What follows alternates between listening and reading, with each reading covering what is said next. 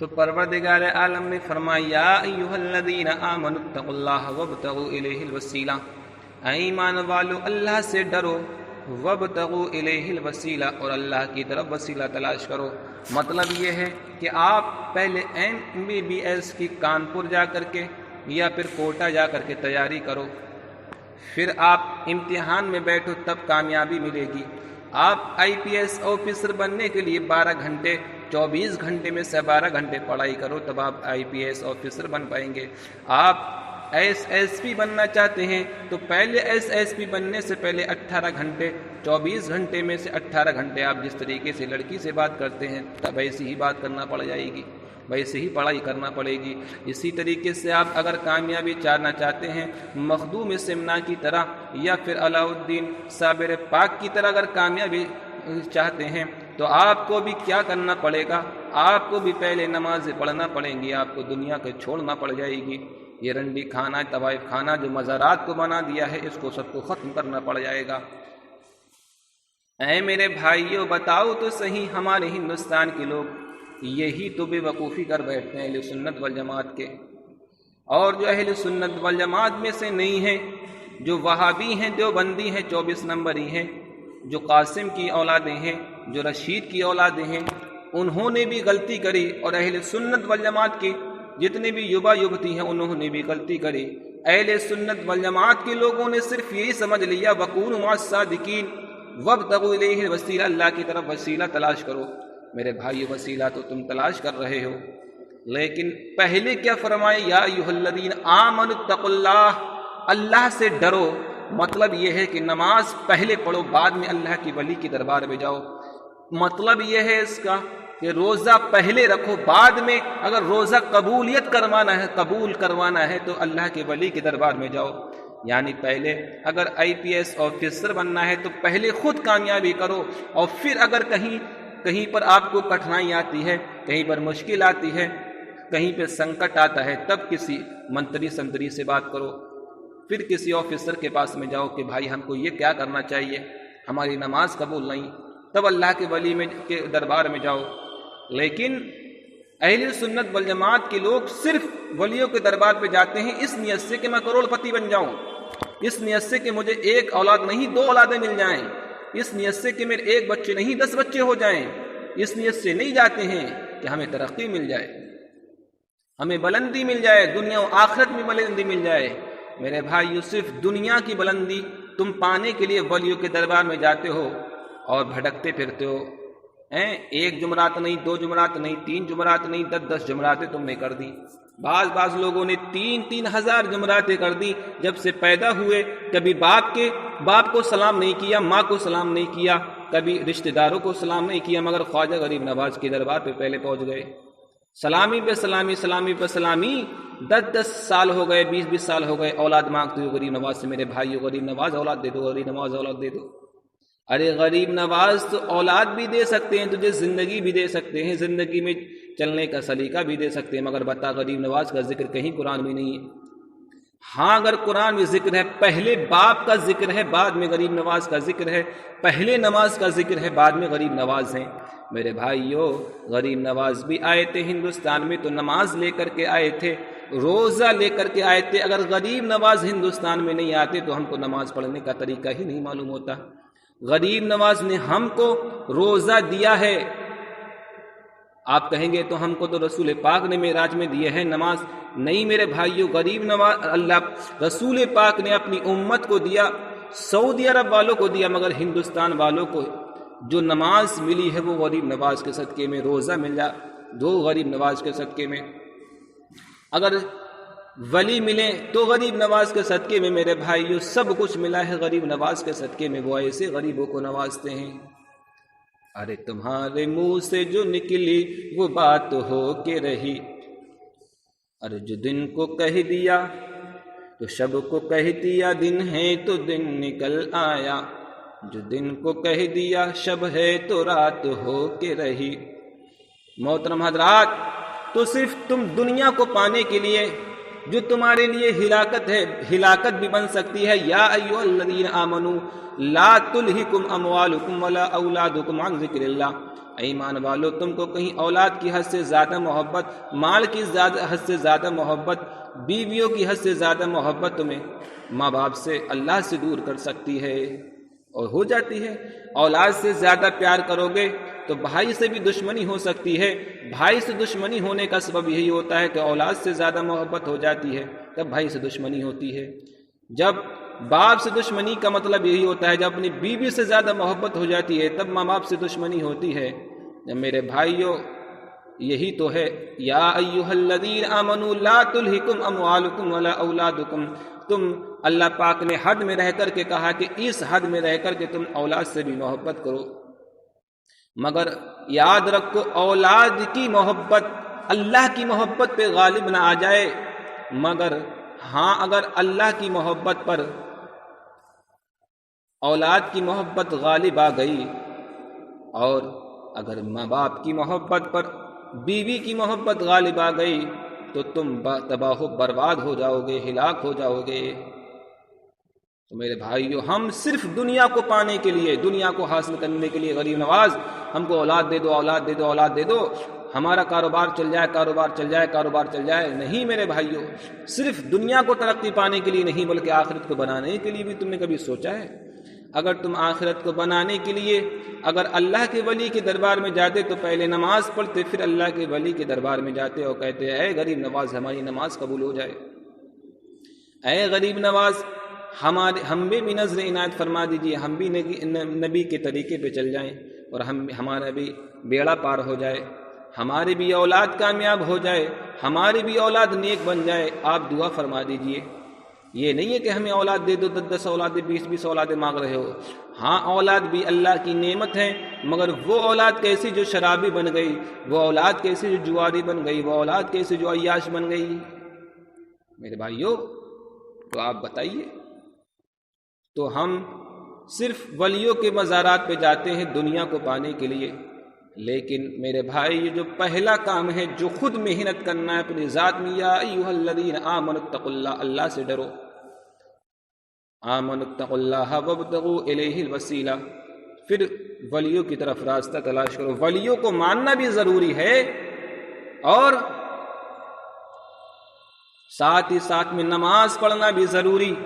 صرف ولیوں کے ماننے سے کام نہیں چلے گا، پوری زندگی ولیوں کے مزار پہ پڑا رہنا، نماز مت پڑھنا تو غریب نواز تم کو نہیں بچا سکتے۔ ہاں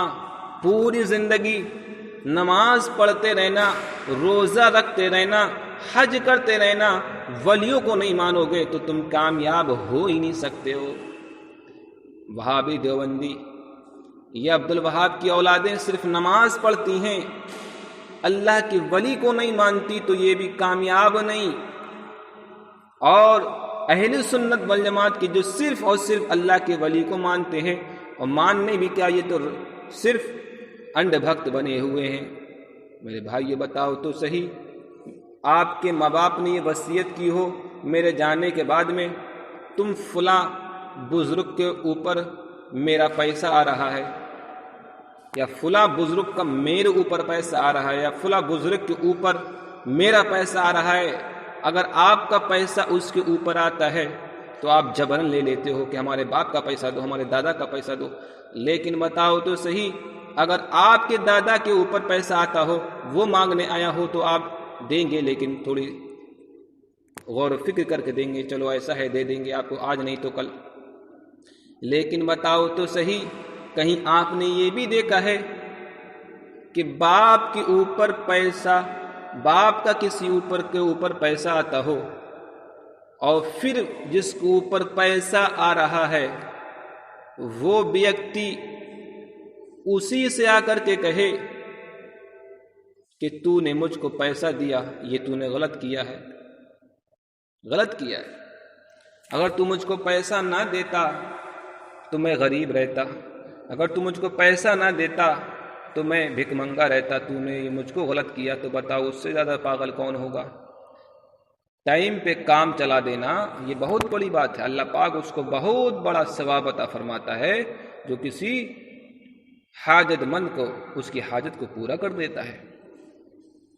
سمجھے آپ؟ ہم کو، ہماری نسلوں کو قیامت تک آنے والی نسل کو جو ایمان ملا ہے ہندوستان میں وہ غریب نواز کے صدقے میں ملا ہے، یہ احسان ہے بزرگان دین کا۔ لیکن آج ہم یہ کہتے ہیں غریب نواز نے ہم کو اسلام غلط دیا، اگر اسلام نہ دیتے تو ہم بہت اچھے تھے۔ میرے بھائیوں، آپ کو اگر اسلام نہ ملا ہوتا تو بتاؤ آپ پتھروں کے سامنے جھکتے ہوتے؟ صرف پتھروں کے سامنے تم نے جھکنا ختم کیا ہے۔ میرے بھائیوں بتاؤ تو صحیح، آج پتھروں کے سامنے ہٹ کر کے تم قبروں کے سامنے پڑے ہوئے ہو، قبروں کے سامنے، اور کہتے ہو غریب نواز ہم کو پیسہ دے دو، پیسہ دے دو، ہمارا بزنس چل جائے۔ میرے بھائیوں، غریب نواز تم کو نہیں بچا سکتے۔ صرف غریب نواز کو ماننے سے کام نہیں چلے گا، بلکہ یا ایھا الذین آمنوا اتقوا اللہ، اللہ سے ڈرو، وکونوا مع الصادقین، اور پھر سچوں کے ساتھ میں ہو جاؤ میرے بھائیو، تب کام چلے گا۔ تو جس طریقے سے کوئی بھی آئی پی ایس آفیسر ہو، وہ پوری زندگی اگر یہ سوچے کہ میں آئی پی ایس آفیسر بن جاؤں، میں سپریم کورٹ کا، اچ نیالے کا، اچتم نیالے کا، سرووچ نیالے کا سپریم لیڈر بن جاؤں، میرے بھائیو کوئی سا بھی لیڈر نہیں بن سکتا، کوئی سا بھی میرے بھائیو سنسد بھون ہو یا نیائے بھون ہو، کوئی سا بھی بھون ہو اس میں نہیں بیٹھ سکتا۔ پہلے محنت کرنا پڑے گی، پھر بعد میں کامیابی پانے کے لیے میرے بھائیو پھر بزرگان دین کے پاس میں جانا پڑے گا۔ بتاؤ اگر تمہارے پاس میں مذہب اسلام نہیں آیا ہوتا تو بتاؤ کیا کرتے؟ مذہب اسلام آیا تھا، جو تم جھوٹ بول رہے تھے،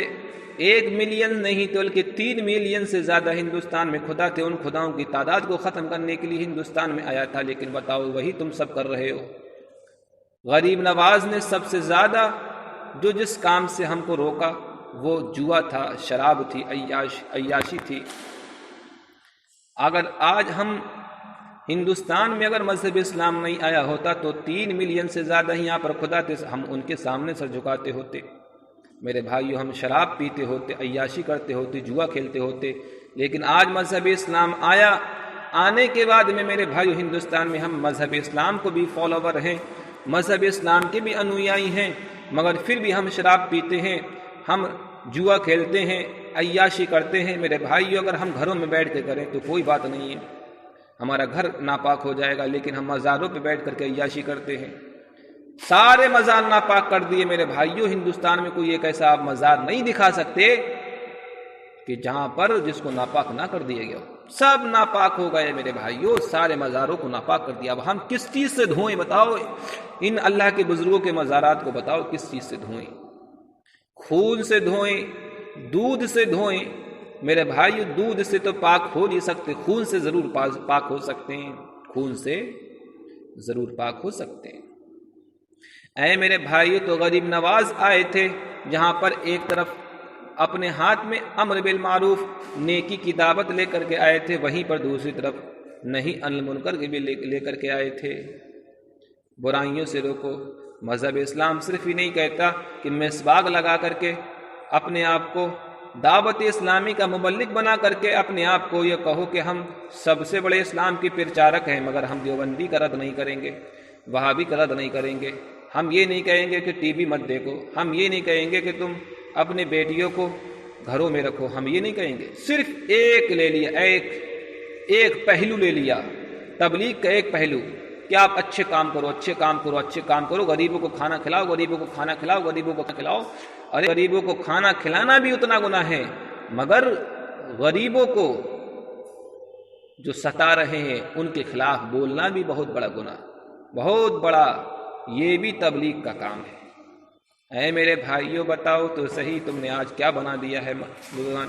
تو ادھر ادھر کی نہ بات کر، یہ بتا کہ قافلہ کیوں لوٹا؟ تو بات یہ چل رہی تھی میرے بھائیوں، ہم بزرگان دین کو مانتے ہیں تو صرف ہم اس سے کام نہیں چل پائے گا کہ ہم صرف اللہ کے جو ولی ہیں، جو بزرگان دین، ان کے مزارات پہ پڑے رہیں اور یہ کہیں کہ ہم کسی بھی حال میں نماز نہیں پڑھیں گے، روزہ نہیں رکھیں گے، مگر بزرگان دین کا دامن ہے، بزرگان دین ہم کو بچا لیں گے۔ نہیں بچا سکتے، کسی بھی حال میں نہیں بچا سکتے۔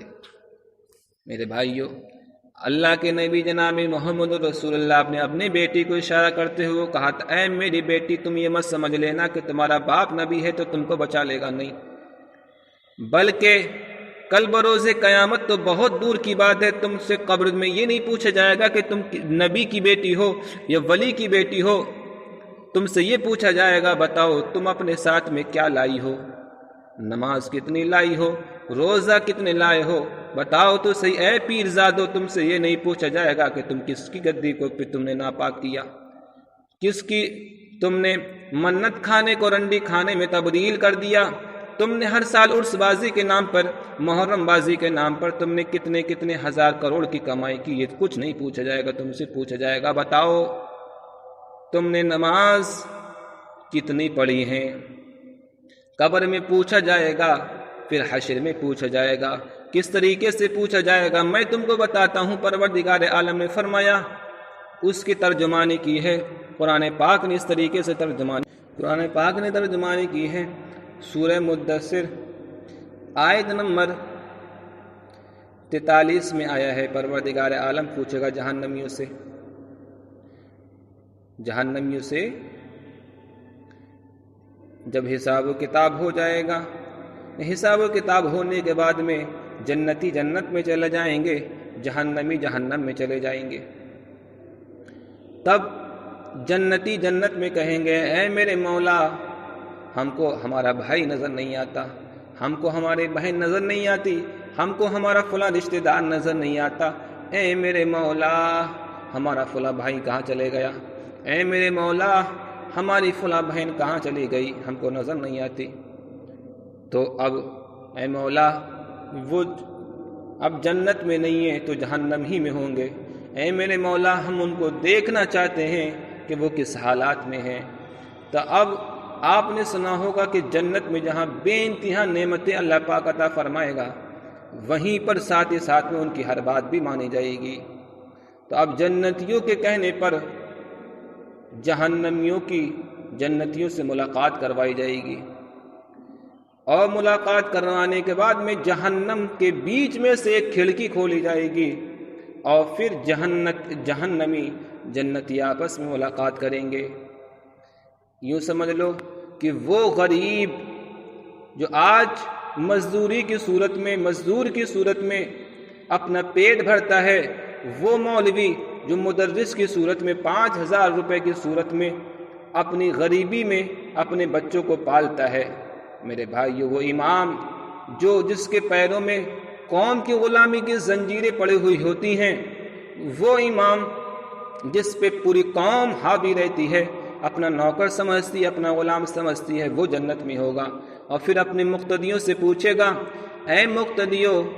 تمہیں بتاؤ تو صحیح تم کیوں نہیں آئے تھے، تم کون سی وجہ ایسی ہے جو تم جہنم میں آ گئے۔ وہ مدرس جس کو 5-5 ہزار روپے ملتے ہیں ایک خانقاہی مدرسے میں، اور وہیں پر جو گدی نشیں ہیں وہ ایک مسافے میں 1 منٹ میں 5000 روپے کما لیتا ہے، وہ پوری مہینہ 12 گھنٹے بچوں کو پڑھاتا ہے، تب 5000 روپے ملتے ہیں، وہیں پر ایک مسافر میں 5000 روپے پیر جی کو مل جاتے ہیں، ایک دعا میں 5000 روپے مل جاتے ہیں۔ میرے بھائیو وہیں پر پیر جی جب جہنم میں پہنچ چکے ہوں گے، وہ پیر جی جو اپنے 1 کروڑ مرید سے کہتے تھے، او میرے مریدو غم نہ کرو، فکر مت کرو، میں کوئی معمولی انسان تھوڑی ہوں، میں تو اسی کی گدی پہ بیٹھا ہوا ہوں جس کی ذات کے بارے میں میرے امام نے کہا تھا، اے تیری نسل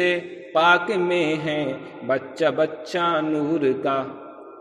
تیری نسل پاک میں ہے بچہ بچہ نور کا، تو ہے عین نور تیرا سب گھرانہ نور کا۔ میرے امام نے تو مجھ کو بالکل جنتی کہا ہے، میں تم کو بھی جنت میں لے جاؤں گا، اور تیری جتنے بھی 1 کروڑ یا 2 کروڑ انڈ بھکت ہیں سب کو جنت میں لے جاؤں گا، مگر سن او گدی نشیں، او لڑکی نشیں، عورت نشیں، دولت نشیں، تو سن لے تو بھی جہنم میں جائے گا، تیرے 1 کروڑ جو انڈ بھکت ہیں وہ بھی جہنم میں جائیں گے، کیوں؟ اس لیے جب سب کا حساب و کتاب ہونا ہے تو تیرا بھی حساب و کتاب ہونا ہے۔ جب نبی کی بیٹی کا حساب و کتاب ہونا ہے، نبی کی بیٹی کسے اللہ پاک نے فرمایا او میری بیٹی، یہ مت سمجھ لینا کہ تم نبی کی بیٹی ہو میں تم کو بچا لوں گا، نہیں، بلکہ سب سے پہلے تمہیں قبر میں بھی یہی پوچھا جائے گا کہ تم کیا لے کر کے آئی ہو، حشر میں بھی یہ پوچھا جائے گا کہ بتاؤ کیا لے کر کے آئی ہو۔ تو جب نبی کی بیٹی سے حساب و کتاب ہو سکتا ہے تو کس کھیت کی مولی ہے؟ جو تیرا نسب نبی کی بیٹی کے ساتھ میں جوڑنے کے لیے ایک نسل کی ضرورت نہیں، ایک نسب کی ضرورت نہیں، 1000 نسب کی ضرورت پڑ جائے گی، تو بتا نہیں پائے گا۔ کوئی بھی ہندوستان کا سید ایسا نہیں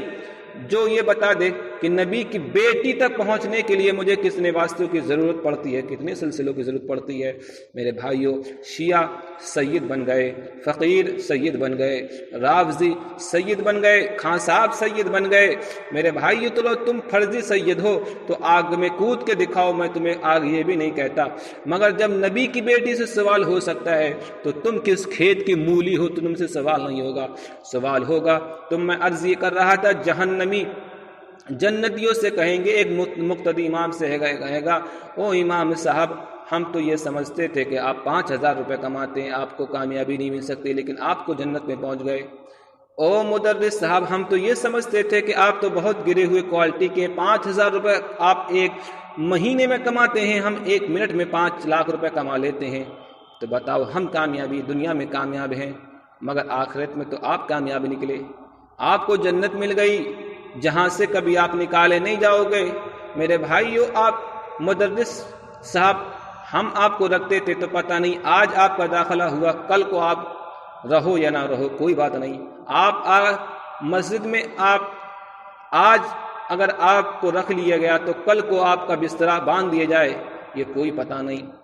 میرے بھائیو، بتاؤ تو سے کتنا ظلم ہو رہا ہے ائمہ کرام پہ، میں بتا نہیں سکتا کسی بھی حال میں۔ تو وہاں مقتدی امام سے کہیں گے امام صاحب جنت میں ہوں گے، مقتدی جہنم میں۔ پیر مدرس صاحب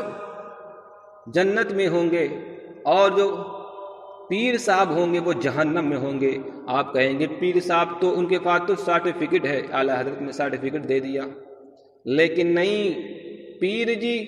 کتنے ہی بڑے پیر صاحب کیوں نہ ہو، حساب و کتاب ان سے بھی ہونا ہے۔ کوئی سا بھی پیر ہو وہ بچ نہیں سکتا، اس کا بھی حساب و کتاب ہونا ہے، اور جب حساب و کتاب ہوگا تو وہ فیل ہوگا، پاس نہیں ہو سکتا۔ کیوں؟ وہ اس لیے نہیں ہو سکتا کیوں؟ پروردگار عالم نے فرمایا تھا، پروردگار عالم نے فرمایا، سورہ یوسف میں فرمایا تھا پروردگار عالم نے، آپ اٹھا کر کے دیکھ لیجئے، سورہ توبہ کو اٹھا کر کے دیکھ لیجئے، پروردگار عالم نے یہی تو فرمایا تھا۔ سورہ توبہ 119 میں فرمایا تھا، یا ایھا الذین آمنوا اتقوا اللہ وکونوا مع الصادقین، اے ایمان والو، اگر تم سچے ایمان والو ہو، سچے سید ہو، تو پہلے اللہ سے ڈرو، آمنوا اتقوا اللہ، اللہ سے ڈرو، وکونوا مع الصادقین، پھر سچوں کے ساتھ میں ہو جاؤ، پھر سچوں کے ساتھ میں ہو جاؤ۔ لیکن تم اللہ سے ڈرتے نہیں۔ میرے بھائیو، تمہارا کوئی بھی عمل ایسا نہیں جس سے یہ لگتا ہو کہ تم اللہ سے ڈرتے ہو۔ سارے رشتے تمہارے غریب مریدوں سے نہیں، سب رشتے تمہارے امیر مریدوں سے ہے۔ جب غریب مرید آتے ہیں تو کہتے ہیں پیر جی گھر پہ ہی نہیں ہے، جب بڑے مرید صاحب آتے ہیں تو آسمان سے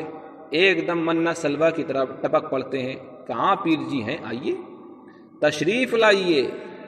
تشریف لائیے۔ مرید اور مریدن کی ملاقات ہوتی ہے۔ اے تمہارا اللہ سے ڈرتے ہی نہیں ہو، اگر تم اللہ سے ڈرتے ہوتے تو تم نماز پڑھتے۔ جمعہ کی اذان میں مؤذن کہتا ہے حی علی الصلاۃ، آؤ نماز کی طرف آؤ، پیر صاحب آؤ، گدی صاحب نماز کی طرف آؤ، مگر پیر صاحب کہتے ہیں میں کیوں جاؤں نماز کی طرف، ساری قوم میری طرف آ رہی ہیں۔ میرے بھائیو، آپ نے دیکھا ہوگا جس طریقے سے آپ یہ دیکھ لیجئے، جب ہمارے جتنے بھی صحابہ کرام تھے جو آسمان کے ستاروں کی مانند ہیں، جب اذان لگتی تھی تو ایسے بھاگتے تھے جیسا کہ آج لوگ پیر جی کی طرف بھاگتے ہیں، پیر جی کی طرف بھاگتے ہیں، ایسے بھاگتے تھے نماز کی طرف۔ یا کیوں؟ اس لیے انہوں نے سورہ جمعہ کی آیت نمبر پڑھی تھی، یا ایھا الذین آمنوا اذا نودی للصلاۃ من یوم الجمعہ، اے ایمان والو جیسے ہی اذان جمعہ کی اذان لگ جائے ویسے ہی فوراً تم دوڑو، فاسعوا الی ذکر اللہ، اللہ کی ذکر کی طرف دوڑو۔ تو صحابہ بھی دوڑتے تھے، مگر بھاگنا نہیں چاہیے۔ مگر آج پیر جی جمعہ کی اذان لگے یا عید کی اذان لگے ساری قوم ان کی طرف دوڑتی ہے، میرے تو کچھ سمجھ میں نہیں آتا۔ پروردگار عالم نے یہ فرمایا جمعہ کے دن تم فسعوا الی ذکر اللہ، اللہ کے ذکر کی طرف دوڑو، لیکن جب پیر جی دیکھ لیتے ہیں تو پیر جی کی طرف کاہے کو دوڑتے ہو؟ پیر جی کی طرف کیوں دوڑتے ہو؟ ہمیں تو کچھ سمجھ میں نہیں آتا۔ او میرے بھائیوں، تم نے کیا بنا دیا ہے مذہب اسلام کو، ان مولویوں نے کیا بنا کے رکھ دیا ہے؟ تو میرے بھائیوں یہی تو فرمایا، یا ایھا الذین آمنوا اتقوا اللہ، اے ایمان والو، اگر تم ایمان والے ہو اتقوا اللہ، اللہ سے ڈرو۔ پہلے ڈرنے کا ہے، وابتغوا الیہ الوسیلہ، بعد میں وسیلہ تلاش کرنے کا ہے۔ تو میرے بھائیوں تو یہی ہوگا، تو پیر جی سے بھی سوال ہونا ہے، کیونکہ نبی کی بیٹی سے سوال ہوگا کل بروز قیامت۔ اگر سوال نہیں ہوتا، ہاں اگرچہ نبی کی بیٹی کو جنت کی عورتوں کی سردار کا عہدہ ملے گا، مگر سوال ہوگا۔ جب نبی کی بیٹی سے اگر سوال نہیں ہوتا تو اللہ کے نبی یہ نہیں فرماتے، او میری بیٹی تم یہ مت سمجھ لینا کہ میں تمہارا باپ ہوں، میں نبی ہوں، مجھ کو نبوت اور رسالت کا عہدہ مل گیا، محبوبیت کا عہدہ مل گیا، میں تم کو بچا لوں گا، نہیں، بلکہ تم سے بھی سوال ہونا ہے۔ کب تم سے یہ پوچھے گی، بتاؤ اے بی بی فاطمہ تم کیا لے کر کے آئی ہو؟ اور کہا تھا قبر نے، صحابی تھے، صحابی جب قبر کھود رہے تھے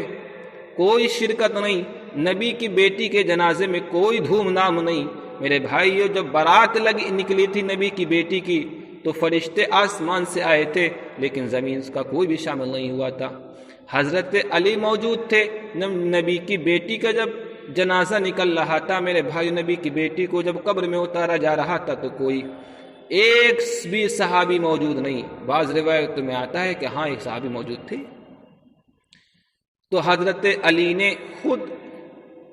اپنی بیوی کو، حضرت علی نے حضرت فاطمہ الزہرا کو خود غسل دیا تھا۔ تو یہاں سے یہ بھی ثابت ہوتا ہے کہ اگر وصیت کر جائے کوئی دلہن کہ تم ہی میری جنازے کو کفن دفن کر دینا، تو علماء کہتے ہیں یہ جائز ہے۔ بہرحال میں اس بات کی طرف نہیں جانا چاہتا۔ تو قبر نے یہی پوچھا تھا کہ او صحابی، جب صحابی نے یہ کہا تھا اے قبر کیا تو جانتی ہے کہ آج تجھ میں کون آرام فرمانے والا ہے؟ تو قبر نے کہا تھا ہاں، میں تم سے یہ نہیں پوچھوں گی کہ مجھ میں آنے والا کون ہے، میں تم سے یہ پوچھ رہی ہوں بتاؤ جو آ رہا ہے وہ کیا لے کر کے آ رہا ہے، کتنی دولت لے کر کے آ رہا ہے میرے بھائیوں، کتنی محرم بازی کے نام پہ تعزیہ داری کرنے والا، زنا بازی کرنے والے آ رہا ہے، یہ کچھ نہیں پوچھا جائے گا میرے بھائیوں۔ جب قبر میں پوچھا، قبر میں یہ کچھ نہیں پوچھا جائے گا کہ محرم بازی کے نام پہ تم نے کتنی عیاشی کی ہے، کتنی جوا کھیلا ہے، تو اسی طریقے سے تم سے کل بروز قیامت بھی یہ نہیں پوچھا جائے گا۔ تو حضرات تو کہنے کا مطلب یہ ہے کہ جب جہنم کی کھڑکی کھول دی جائے گی اور جنت